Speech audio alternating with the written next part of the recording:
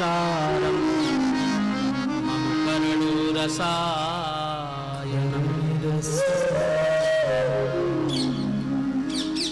हे गुरुदेव, हम अज्ञानी हैं, अज्ञानता के रात्रि में अज्ञानी हैं, अज्ञानता में भटक रहे हैं, मोह की रात्रि में भटक रहे हैं। आप शास्त्रों के प्रवीण हैं, ज्ञानी हैं, बुद्धिमान हैं, और हम सब अबोध हैं, अज्ञानी हैं। इसलिए आपके चरणों में वंदन करते हुए सौनक जी कहते हैं, आप कोई ऐसी कथा सुनाइए जो कर्ण प्रिय रसायन, कानों को रसायन माने औषधि के रूप में कानों के माध्यम से जाए।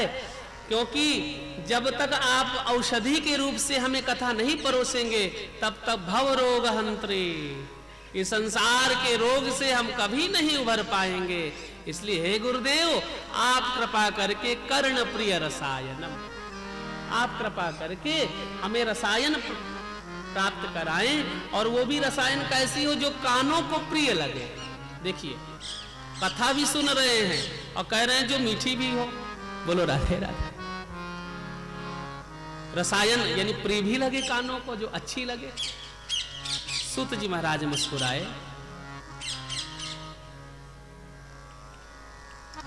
अरे सौनक जी, आपने जो कथा के बारे में प्रश्न किया है, वैसे तो श्रीमद् भागवत की कथा चिंतामणि लोक सुखम, चिंतामणि जो स्वर्ग की होती है ना, वो लोक यानी संसार के सुख को प्रदान कर सकती है। लेकिन श्रीमद् भागवत की कथा है, ऐसी कथा है कि गुरु चरणों में प्रीति लगा देने वाली श्रीमद् भागवत की कथा। इसलिए आपके चरणों में प्रणाम, और आप कथा को आगे कहिए। तो काल व्याल मुखग्रास त्रास निर्णा सहेतवे श्रीमद्भागवतम शास्त्रम कलौ कीरेण भासितम। काल व्याल मुखग्रासो त्रास निर्णा सहेतवे। कहते कलयुग में सब लोग काल के गाल पर बैठे। ऐसा कोई प्राणी है जो कहते कि नहीं नहीं मैं काल के गाल में नहीं बैठा। हमारे शरीर से श्वास एक बीता 8 अंगुल आगे जाती है, एक बीता 8 अंगुल श्वास आगे जाती है।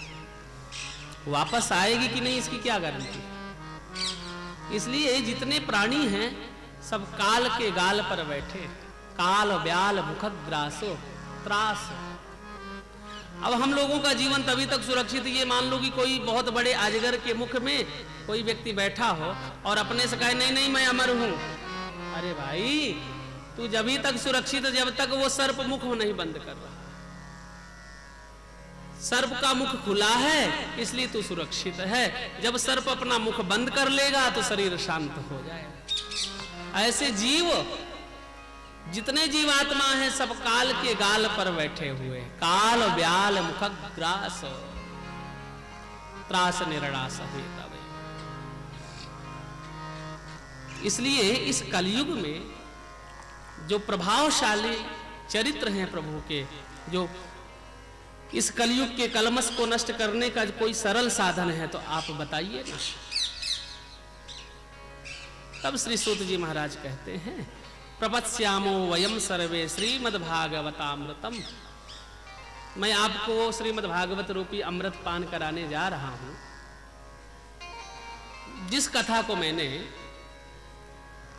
सुकताल में श्री सुकाचार्य जी महाराज के श्री मुख से सुनी, और सुकताल में श्री सुखदेव जी के श्री मुख से मैंने भागवत की कथा सुनी। क्योंकि सुखदेव जी ने जब परीक्षित के सदगति के लिए सरल साधन खोजा तो श्रीमद् भागवत की कथा ही कही। तो उस सभा पर मैं भी बैठा था, मैंने श्रीमद् भागवत की कथा सुनी। वही अमृतमय कथा मैं आपको श्रवण कराने जा रहा हूं। अमृतमय कथा, अमृत रस स्वाद। कथा अमृत।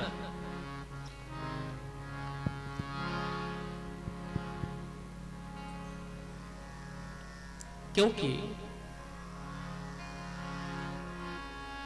जो भागवत की कथा है ना, वो जीवन की व्यथा को नष्ट कर देती है। अनेक प्रकार के जीवन में जो विधाएं हैं, जो व्यथाएं हैं, उनको नष्ट कर देती है भागवत की कथा। सूत जी ने कहा कि उसी सभा में बैठ करके मैंने श्री हरि की कथा सुनी और इसी श्रीमद् भागवत की कथा को श्री नारद बाबा ने सुनी। बोलो राधे राधे।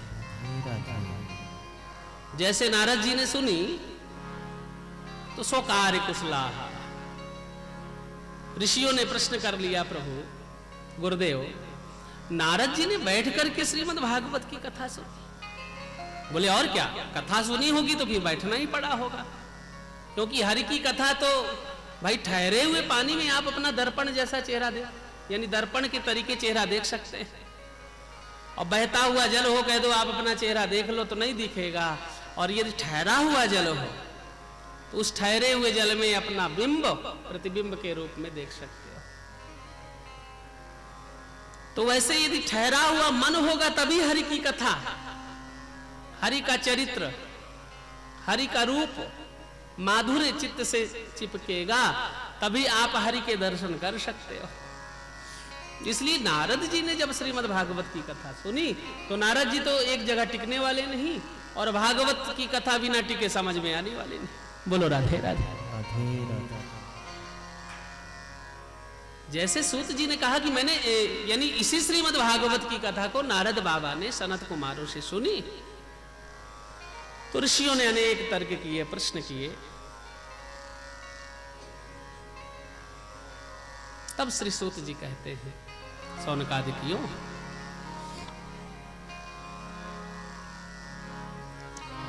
नारद जी ने श्रीमद् भागवत की कथा सनत कुमारों के श्रीमुख से श्रवण किया। सनत कुमार कौन है? ब्रह्मा जी के यानी परमात्मा के प्रथम अवतरण, सनक सनंदन सनातन और सनत कुमार।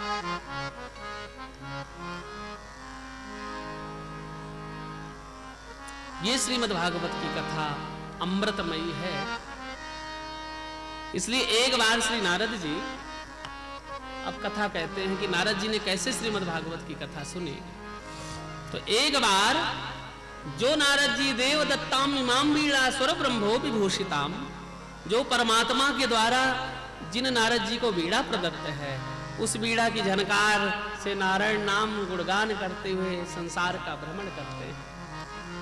एक बार नारद जी इस धरती को, इस पृथ्वी को कर्मस्थली समझ करके भ्रमण करने के लिए धराधाम पर आए। विचार करने लगे कि चलो मैं भी इस धराधाम पर चलूं, धरती पर चलूं और देखूं कि संतों की कुटिया में क्या हो रहा है, क्योंकि स्वयं संत हैं नारद जी।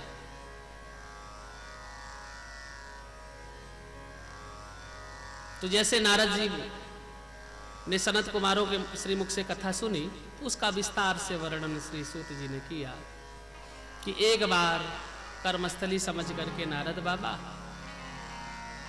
इस धराधाम का भ्रमण करने के लिए आए, और नारद जी का जो मिलन हुआ है वो बद्रीनाथ धाम पर सनकादिकियों के संग में हुआ, क्योंकि सनत कुमारों के श्री मुख से नारद बाबा ने कथा सुनी।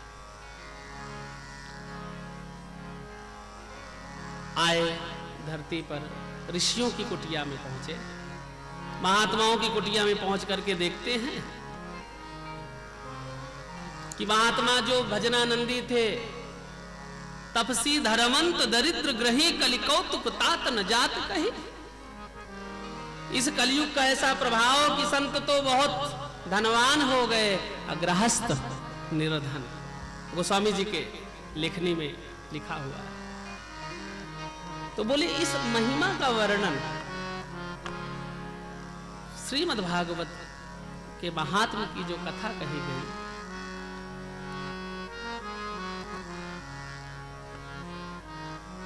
तो सूत जी महाराज कहते हैं कि जब नारद जी गृहस्थियों के यहाँ आश्रमों पर पहुंचे तो आश्रमों का दृश्य देखा। आश्रम में जाकर के देखते हैं कि लिखा तो है ये आश्रम मौनी बाबा का, लेकिन आवाज बहुत आ रही आश्रम से। लिखा हुआ त्यागी बाबा, लेकिन आश्रम बहुत विशाल है। लिखा है श्री श्री 1008 श्री ब्रह्मचारी जी महाराज, लेकिन उन्हीं के आश्रम पर बालक खेल रहे हैं। गुण अलग, स्वभाव अलग, भिन्नता देखी तो मन उनका, नारद जी का व्यग्र हो गया।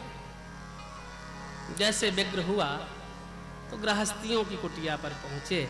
तो जैसे गृहस्थियों की कुटिया पर पहुंचे तो गृहस्थियों की यहां पर भी एक दृश्य देखा कि तरुणी प्रभुतागे है स्याल को बुद्धिदायक। घर में किसी बुजुर्ग की नहीं चलती, बोलो राधे राधे। और जिन घरों में बुजुर्गों की चलती उस घर में समझ लो राम राज्य। हाँ, जिन घर में बुजुर्गों का सम्मान है तो समझ लीजिएगा कि उस घर में राम राज्य की स्थापना अभी भी है। क्योंकि तरुणी प्रभुतागे है स्याल को बुद्धिदायक। घर में नई बहू की चलती है, सासू मां तो केवल घर में बिठा दी जाती है, बोलो राधे राधे। और कोई सलाह लेना होता तो सीधा बुजुर्ग लोग तो घर में बैठे रहते, टेलीफोन मिलाया जाता, स्याल को बुद्धिदायक। साले साहब को टेलीफोन किया जाता है, अरे आप आइए ना, एक मीटिंग करनी है, एक प्रोजेक्ट लगाना था। घर में बड़े बुजुर्ग बैठे हैं, बाहर से बुलाया गया। मैं ऐसा नहीं कहता, ऐसा श्रीमद् भागवत में लिखा है। हाँ, स्याल को बुद्धिदायक। साले साहब से सलाह लेते, कन्या विक्रयणो लोभात दंपतीनां च कल्कनम।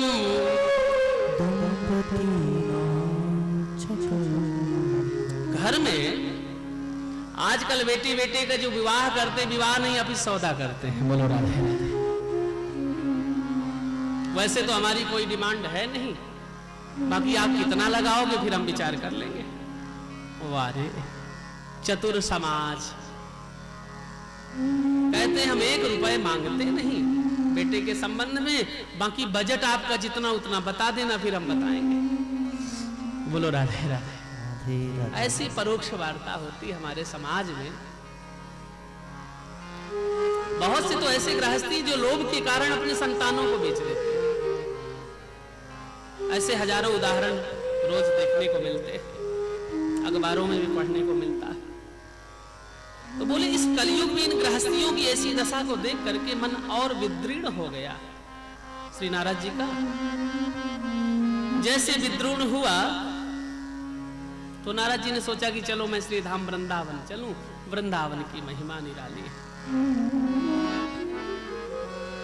तो यामुनम तटमापन्नो यत्र लीला हरेरभूत एवं पश्यन् कलिर्दोषान् पर्यटन वनी। जैसे भ्रमण करने के लिए यमुना के पावन तट पर श्रीधाम वृंदावन नारद बाबा पधारे, तो वृंदावन में पहुंच करके नारद जी बड़े प्रसन्न हुए। उन्होंने एक कौतूहल देखा, आइए श्रीधाम वृंदावन को एक बार वंदन करें, उसके बाद श्री धाम वृंदावन की माधुर्यमय कथा श्रवण करें।